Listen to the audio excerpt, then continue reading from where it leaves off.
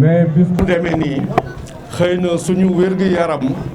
mayuñu ko mais mënuñu ñàkk a bañ a ñëw teew ne serait-ce que teew nit ñu gis ñu saafoog ñoom remercier leen sant leen encore une fois feddali suñu kóllëre ak ñoom di yëkkati sama kàddu di nuyu bàjjanu gox yi sañse bi rafet na di leen dalal kàddu gi nag du gudd kàddu que remerciement la surtout muy remerciement boo xam ni dañ koy accès ci ki nga xam ni mooy ASC Zac Mbao ak le parrain monsieur Mamadou Gueye parce que ASC bi voilà ñun loolu la ñuy xaar ci ASC mooy des ASC de développement ASC yi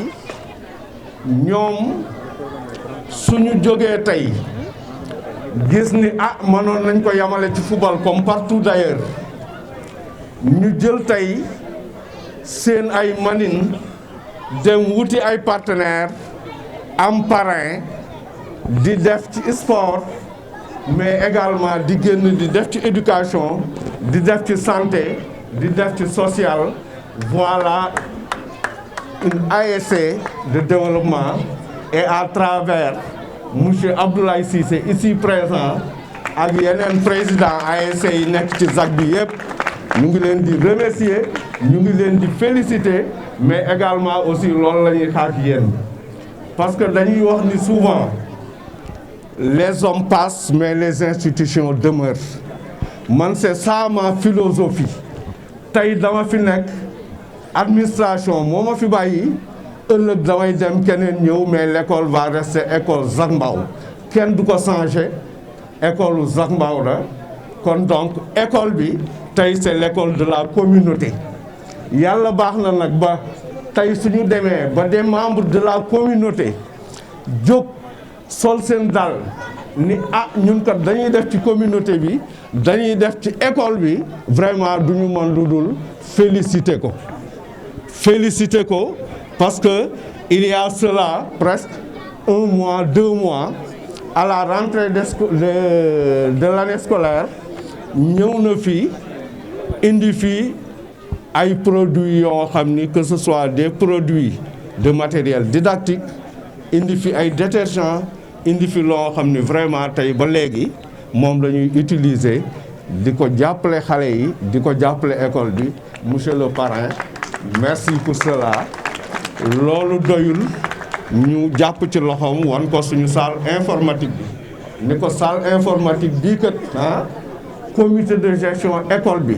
nga xam ni dañ leen di remercier au passage di remercier également le président de l'APE wax naa ko sànq ci parents d'élèves yi parce que lii lépp ñoom la tey suñu demee ba agsi fii c'est parce que ils ont joué le rôle qu'ils devraient jouer te pourtant amuñu fi doom amuñu fi sët presque daanaka ñoom ñëpp presque décroché nañu il y a de cela plusieurs années mais ba léegi tey ils sont là ils nous accompagnent ñoom ñoo démarré salle informatique bi sur fonds propres des années et des années durant ñu jóg dugg ci Zac bi dugg dans toutes les cités association de femmes personnes bonne volonté association bàjjanu gox association jaaykat yi ñëpp tout le monde dem kenn ku ci nekk nga yëkkati sa dërëm ak sa am-am def ci kon tey gàcce ngaalaama et je profite de l'occasion vraiment pour vous remercier mais également pour vous féliciter yàlla def nag li ñu naan lu jot yomb vraiment bi mu ñëwee avec l'ASC ni ma directeur lan moo des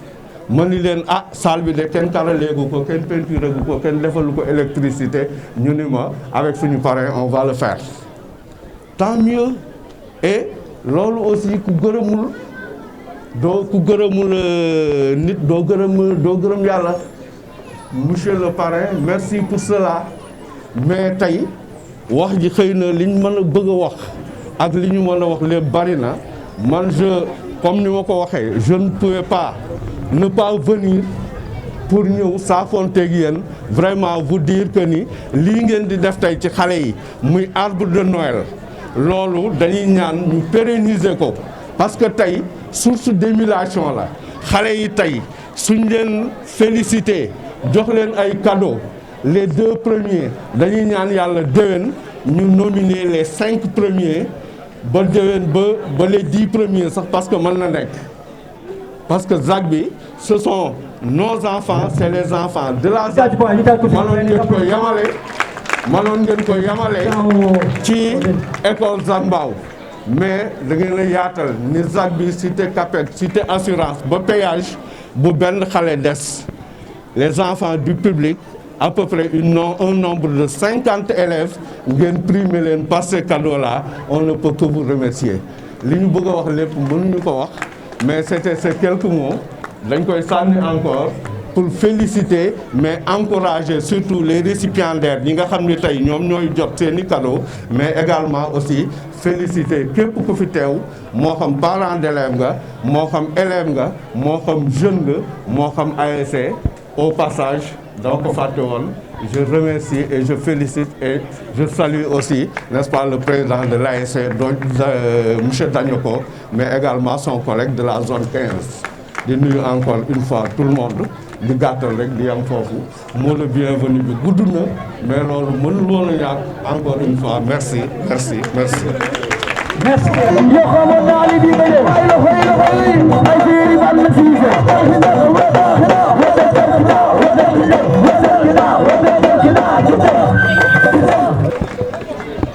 salaamaaleykum mbooloo mi maa ngi nuyu ñi fi teew ñëpp di jiital ci nuyoo bi le représentant du maire tonton Amadou Ndiaye di ci teg suñu kilifa ci nawetaan monsieur Ibrahima Dagnoko président de la zone 14 moom mi ànd ak Assane Pouy président de la zone 15 nuyu baax a baax di nuyu suñu papa président des délégués de quartier tonton Siley Dia di nuyu suñu kilifa fi teew yëpp waaye di beral nuyoo sama soxna waaw muy soxna su baax parce que moom may supporté si ma nekk yëpp mais sax ñu ma tamit samay kàddu di ma remercier te di ma nuyu it monsieur Mamadou Gueye président d'honneur de l'ASC ZAC Mbao secrétaire général de l'honneur muy suñu papa di suñu kilifa tey mu taxawoo ñu taxawaayu mentor de remercier aussi les présidents d'ASC yi fi teew parce que je pense que tey mbooloo nawetaan moo woote su wootee dafay rafet ñun suñu rôle ñu regrouper toutes les ASC de la ZAC et même de la zone ñu ñëw fi teew et au passage je félicite l'ASC Gëstu qui est représenté par son président Thierno di leen féliciter seen coupe bi ñu jël ren. Bon, je pense que tey man je serai pas long je vais axer mes propos sur 2 choses benn yi mooy remerciement monsieur Gueye à mon nom comme je vous l'avais dit la dernière fois lorsqu'on faisait la remise des fournitures la jeunesse de la ZAC vous dit merci. Merci pour toutes les actions que vous êtes en train de mettre au niveau de cette ZAC là et au-delà de la ZAC. Tey ñun on est fiers d'être à vos côtés. On est fiers de vous accompagner dans tout ce que vous êtes en train de faire. Et pour terminer aussi, je vais féliciter aussi les récipiendaires. Parce que jàpp naa ne lii ku ko def da nga bëgg éducation dëkk bi suqaliku jëm kanam. Et ça doit être aussi une motivation supplémentaire pour yeneen élèves yi nga xam ne ñooy jàngee ci école bi. Donc suñu jarbaat ci fi nekk suñu doom yi maa ngi félicité bu baax a baax ci trophée yi ñu joxe. Parce que cadeau yi ñu joxe aussi on n'a pas choisi n'importe qui. On a choisi les 2 meilleurs des 3 écoles primaires de la ZAC. Donc on a choisi la crème pour les primés. Donc dafay baax aussi ñu leeral ko dafay baax aussi ñu féliciter leen par rapport ak seen njàng mi ñu jàng. Donc pour terminer je vais aussi en profiter pour vous donner une information de taille aussi parce que je pense que M. Diop, la dernière fois, quand on est venu ici, nous avons parlé de la salle informatique. Et il y a la définition, avec nous, M. Gueye, la salle informatique. Équipement, moi, je pense que nous avons fait pareil. M. Gueye, je vais souligner un point. Nous avons fait une bibliothèque. Et il y a la je parle sous le contrôle de M. Gueye.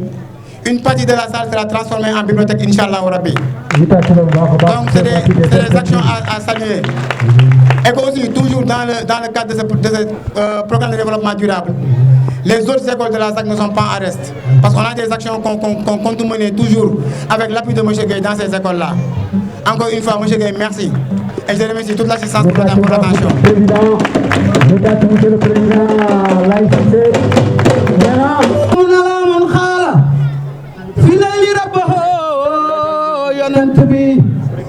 فقال رسول الله بعد تشهد عبد الله موي بايام امينتا مويايام عبد المناف موي مام جا قريش خم ngeen waaja sanu ala khayru nabi lolu fo ma wax ko ndax yow Modou Cissé jité moma may Mamadou Gueye ak Banna alquran boole ñu ak yonent bi ak xasida Serigne Touba yow boo taxawee di jël parole te waxuma duma gor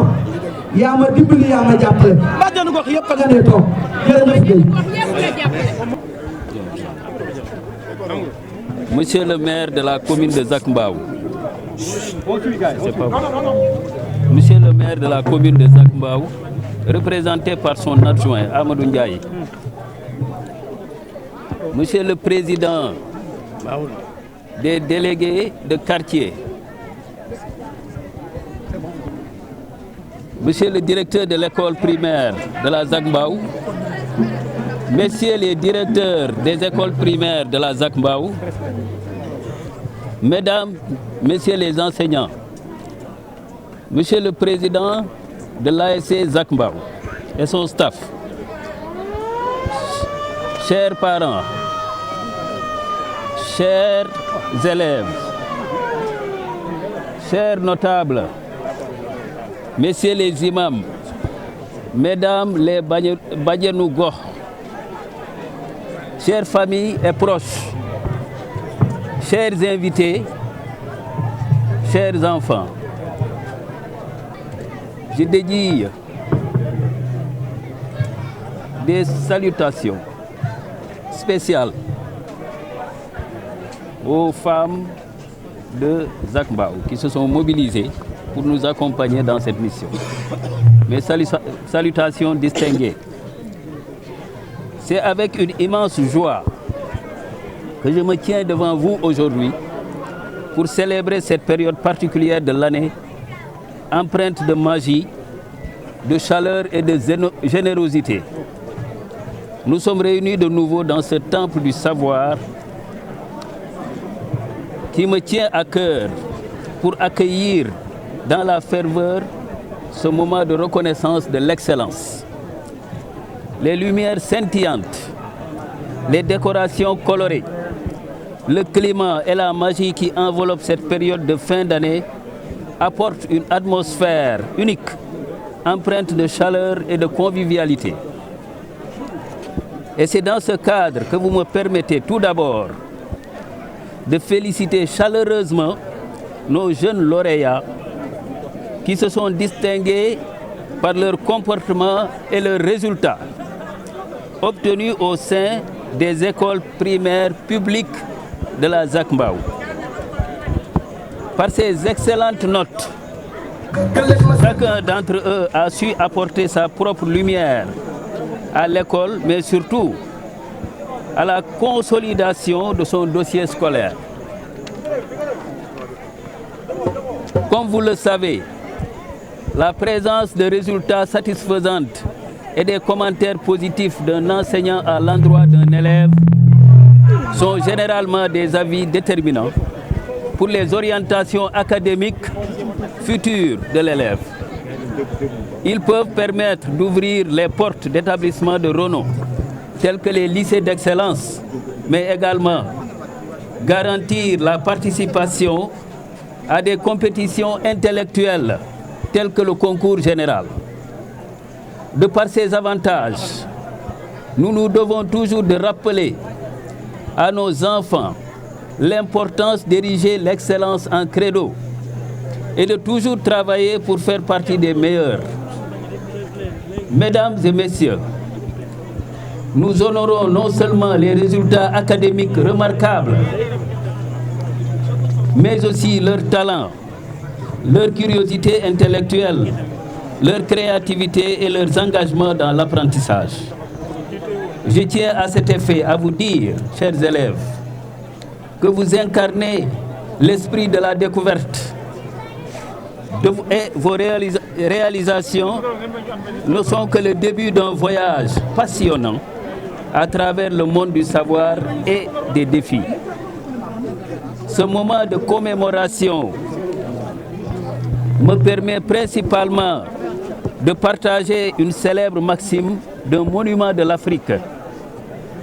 qui a marqué les âges et le monde de par sa persévérance, sa ténacité, son sens du sacrifice, sa vision, sa patience et son engagement pour son pays et sa communauté. Je veux citer le grand Nelson Mandela. Pour les enfants qui ne le connaissent pas, Nelson est un ancien président d'un pays Afrique du Sud, dénommé Afrique du Sud. Il est né le 18 juillet 1918 en Afrique du Sud et est connu pour être un homme politique aux commandes de la lutte contre l'apartheid. J'ouvre même une parenthèse pour proposer aux chers enseignants de demander aux élèves de faire, d'une part, des recherches sur l'apartheid pour qu'ils en comprennent eux-mêmes le sens, et d'autre part, des recherches sur les figures marquantes de leur histoire, de leur choix, et de faire la lecture de leurs recherches devant la classe. C'était juste une parenthèse. Pour continuer, Mandela a été condamné en 1964 à la prison à vie et il y restera incarcéré 27 ans. Mais toujours aussi populaire, il sera élu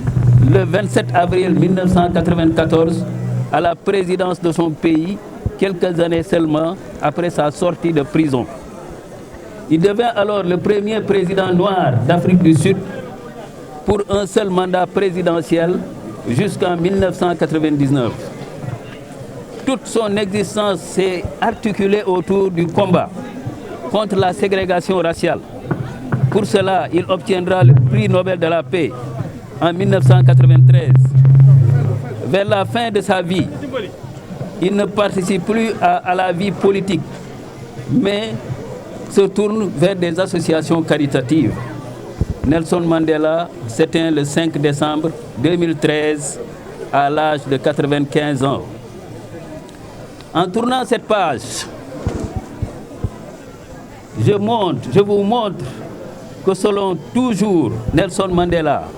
que je cite, l'éducation est l'arme la plus puissante que l'on puisse utiliser pour changer le monde. Et cette même éducation, et cette envie de changement, c'est cette même éducation, et cette envie de changement que le Rwanda a su implémenter pour arriver à se relever de son génocide et être aujourd'hui cité en exemple, car abritant l'une des capitales les plus propres d'Afrique. Mesdames et messieurs, comme vous le savez, l'esprit des fêtes de fin d'année, c'est avant tout le partage, la générosité et la bienveillance envers les autres. Que ce soit en aidant un camarade, en offrant un sourire ou en écoutant attentivement. Soyons donc attentifs aux petits gestes qui peuvent faire une grande différence dans la vie des autres. Que ce soit un sourire, un geste de gentillesse ou un simple partage, chaque action compte. Apprenons aussi à être reconnaissants pour ce que nous avons et à soutenir ceux qui en ont besoin. Mesdames et messieurs, les fêtes de fin d'année ne sont pas seulement des moments de vacances, mais aussi une opportunité de réfléchir sur le chemin que nous avons parcouru. c'est le moment propice pour exprimer notre gratitude envers ceux qui nous guident et qui nous ont guidés, enseignés et soutenus. Je veux citer nos chers parents et nos généreux enseignants. À nos enseignants dévoués, je tiens à exprimer ma profonde admiration et mes sincères remerciements. Vous arrivez à éveiller la soif de connaissance chez les élèves, les guidant avec patience et passion à travers les merveilleux apprentissages, les merveilles de l'apprentissage. Votre impact va bien au-delà des salles de classe. Vous avez contribué à former de grands esprits. Et à nos parents, je souhaite exprimer ma reconnaissance pour votre engagement inébranlable. Vous êtes les premiers éducateurs de vos enfants, en les encourageant à rêver grand, à persévérer face aux défis et à embrasser chaque opportunité d'apprendre. Votre soutien inconditionnel est une force motrice derrière les résultats que nous célébrons. Aujourd'hui, en honorant nos jeunes prodiges, nos enseignants passionnés et nos parents engagés, nous célébrons une communauté éducative où chaque élément joue un rôle crucial dans le succès collectif à Zac Mbao. Puissons-nous continuer à travailler ensemble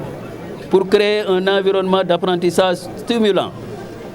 où la curiosité est encouragée, où l'innovation est célébrée, où chaque enfant se sent soutenu et inspiré à atteindre son plein potentiel. Mesdames et messieurs, en cette période de réjouissance, que la magie des fêtes enveloppe chacun d'entre vous, que ces moments de joie partagés, de rire et de tendresse créent des souvenirs inoubliables. Ensemble, continuons de créer au niveau de notre commune un environnement où règne le bon vivre, la solidarité, la passion pour le sport, l'amour, le respect et la compréhension. Que l'esprit de Noël, voire même du Père Noël pour les enfants, nous inspire à être meilleurs les uns envers les autres, à être plus compatissants. Mesdames et messieurs, je ne saurais terminer sans réitérer mes encouragements et mes sincères remerciements à l'endroit du président de l'ASC Zac Mbao et de tout son staff pour ces initiatives contribuant aux populations de notre commune. Au-delà du sport, les dirigeants de l'ASC Zac Mbao continuent de démontrer que la gestion de la cité est une affaire de tous. En ma qualité de président d'honneur de cette ASC, je renouvelle mon engagement pour la consolidation des acquis de la commune, l'assistance à la jeunesse, aux femmes et aux couches défavorisées. Dans la limite du possible, je ne ménagerai aucun effort pour être toujours présent dans l'intérêt de notre chère commune. Je vous souhaite une belle et heureuse année 2024. Merci à tous pour votre présence. Et de nouveau, félicitations à nos élèves, enseignants et parents exceptionnels. Je vous remercie de votre attention.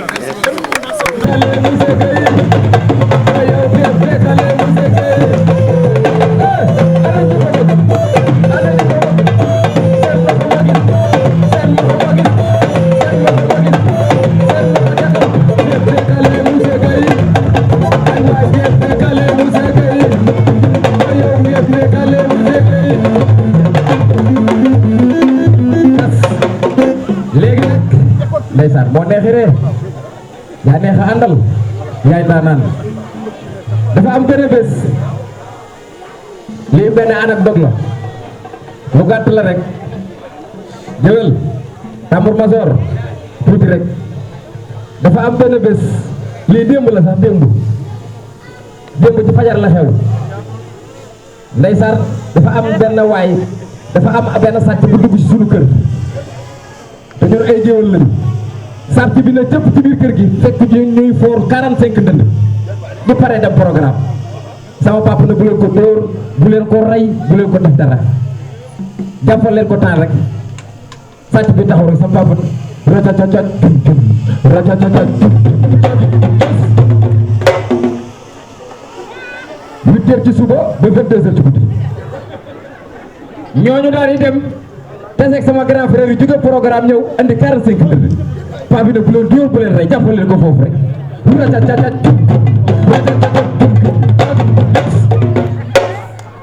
sàcc bi di xixet sa papa ni ko gisagoo dara caat ci ndaw yi yeewu xam nga géwéli ndaw yi yeewu teg seeni paan naan ko racacacat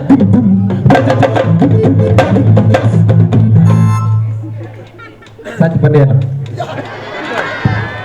gaa yi jël sàcc ba daal di suuli dañ ko suulee ba wan ginnaaw di dem sàcc bi génn loxo bi moom tamit naan racacacat gaa yi weññeeku waat dugalaat loxo ba suulaat sàcc ba nekk ci biir bàmmeel bi naaw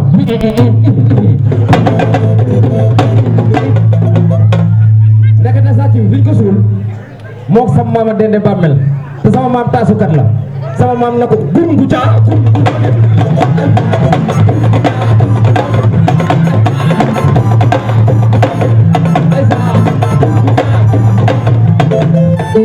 sama maam yow fu bu na ko wala ay doom tan xam nga ñoo ko racacate gun xanaa xam màggatu géwél la ñu deewuñu de dañuy noppalu rek ak daw de paas kon boog Moussa Gueye dañ lay sant di la gërëm bu baax sax ba ñëpp kontaan ci yow Casamance Guédiawaye ñëpp kontaan ci yow yal na la yàlla defal jàmm li nga bëgg yaa ko xam yal na la yàlla defal jàmm di wax Lonase ca kaw vive Lonase di kontaan ci ñëpp fii laa waroon a yendu ndax nit ku baax nga waxuma dara mais sportif bi dañ lay gërëmee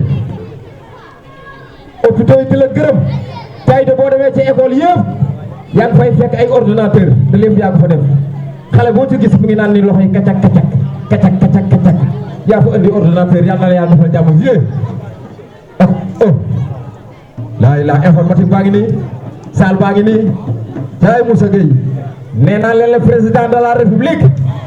bu amoon ñetti Moussa Gueye Sénégal day daal mel ni Amérique waaw baax yàlla na la yàlla defal jàmm baax kontaan nañ ci kan moo lay solal ni kan moo lay ñawal